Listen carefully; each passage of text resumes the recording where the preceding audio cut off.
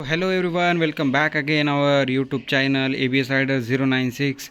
So friends, आज जो video बनाने का मोटिव ये था कि भाई मतलब जिन बंदों को पता नहीं कि RS 200 का फ्यूल कैपेसिटी क्या है, कितना फ्यूल बैठता है, और भाई और एक मोस्ट इम्पॉर्टेंट थिंग ये है कि भाई जो हमारी ये BS3 है ना, RS 200, जिसको अब हो चुके हैं 10 साल कंप्लीट। सो इसके बाद भी इसका एवरेज और माइलेज जो क्या निकल के आ रहा है ना, सो ये बताने के लिए जस्ट आज ये वीडियो मैं यहाँ पे शूट कर रहा हूँ।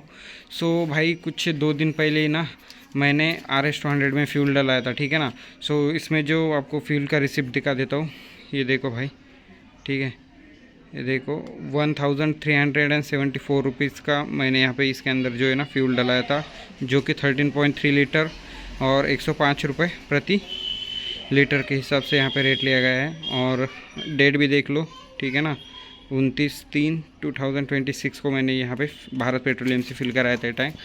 सो भाई जो कंपनी बजाज इसका टैंक कैपेसिटी बताती है तो वो 13 लीटर का बताती है, बट इसका टैंक कैपेसिटी जो है ना भाई वो 13.5 लीटर का कैपेसिटी है, ठीक है। और मोस्टली मैं आपको यहाँ पे ना इसका फ्यूल भी दिखा देता हूँ, यहाँ पे ओपन करके।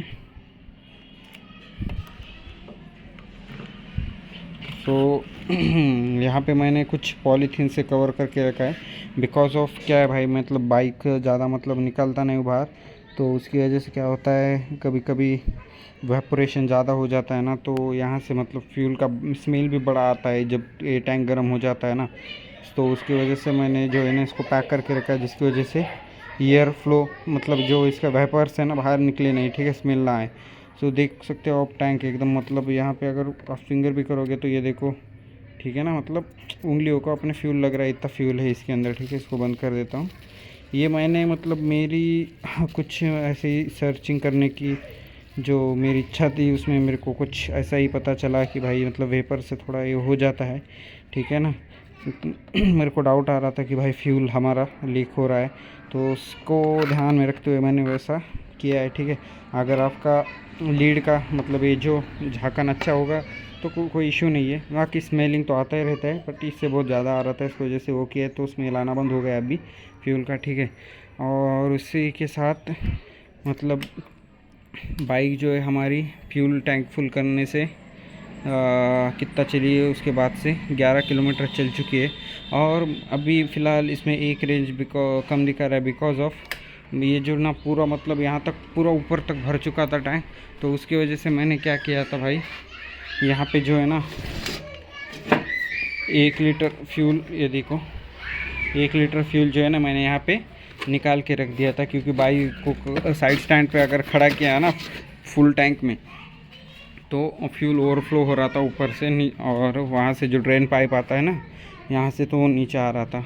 सो इसकी वजह से मैंने उसका 1 लीटर फ्यूल जो है हमारे RS 200 का निकाल लिया है, ठीक है। और लास्ट पॉइंट पे आते हैं भाई कि इसका हमको माइलेज क्या मिल रहा है 10 साल बाद। सो भाई मैंने मतलब कोई पावर पेट्रोल इसमें जो है ना नहीं डलवाया, ठीक है, और मैंने जो नॉर्मल पेट्रोल आता है वही डलाया था। तो मेरे को 30 यानी 30 का माइलेज मेरे को बाइक ने मेरे को सिटी में दिया है, जहाँ मैं रहता हूँ परभनी महाराष्ट्र। वहाँ का मतलब ट्रैफिक अच्छा खासा है रोड्स का, या और रोड्स भी उतने कुछ खास अच्छे नहीं है वहाँ पे। मतलब आपको जो देखने को स्पीड ब्रेकर ज़्यादा मिलेंगे, खड्डे, रोड ख़राब है और ट्रैफिक भी है। उस सिचुएशन में मेरी बाइक ने मेरे को यहाँ पे 30 का माइलेज जो है निकाल के एकदम अच्छे से दे दिया है, ठीक है। सो भाई मतलब 10 साल बाद भी अगर ये सिटी में आपको 30 का दे रही है ना, तो इसका कंपनी रिकमेंड तो 35 है। मेरे ख्याल से आपको फिर 7 से 8 का माइलेज और इम्प्रूव हो जाएगा हाईवे पे।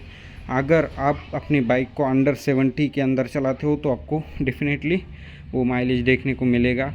अगर ओवर स्पीडिंग करोगे तो भाई आपको वो माइलेज जो है 28-30 तक की देखने को मिलेगा हाईवे पे भी, ठीक है। और अगर आप अपनी बाइक में माइलेज इंप्रूव करना चाहते हो, जो ओल्ड जिनकी RS 200 है ना, तो जो हमारी बाइक के स्पार्क कॉइल आते हैं ना भाई, ठीक है ना, तो आप 10 साल हो चुके हैं उसे, तो आप उसको रिप्लेस भी कर सकते हैं। बिकॉज भाई मतलब भोजन बोलती कि नहीं यार ओरिजिनल है, ऐसा है वैसा नहीं भाई।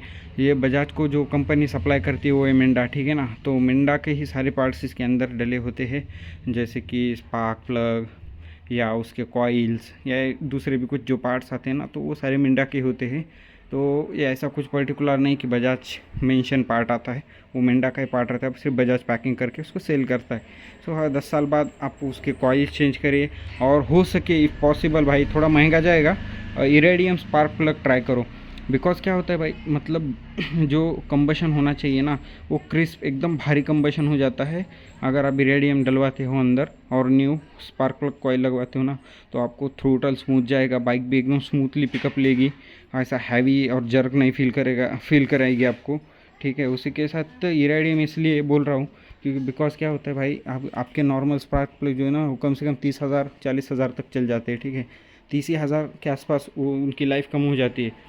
तो इरेडियम जो है ना तो वो 1 लाख किलोमीटर तक चलता है। तो भाई इरेडियम बेस्ट रहेगा, जिससे फ़ायदा ये होगा कि जो एग्जॉस्ट से जो गैस और फ्यूल के पार्टिकल्स रिमेनिंग जाते हैं ना, सो वो वहाँ पे मतलब कम जाएंगे, जिसकी वजह से क्या होगा, जो कार्बन कैटलिक कन्वर्टर में बैठता चौक होता है ना, और जो हमारा सेंसर रहता है O2 सेंसर या उसे हीटर सेंसर भी बोलते हैं, उसका भी काम कम हो जाएगा, उस पर भी कार्बन कम चढ़ेगा।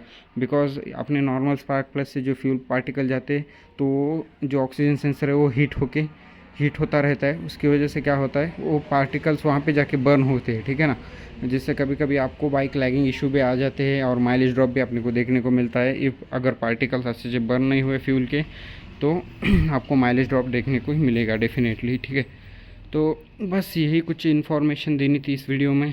होपफुली आपको ये वीडियो अच्छा लगा होगा, तो डेफिनेटली चैनल को फॉलो करना, सब्सक्राइब करना, लाइक करना, शेयर करना, कमेंट करना।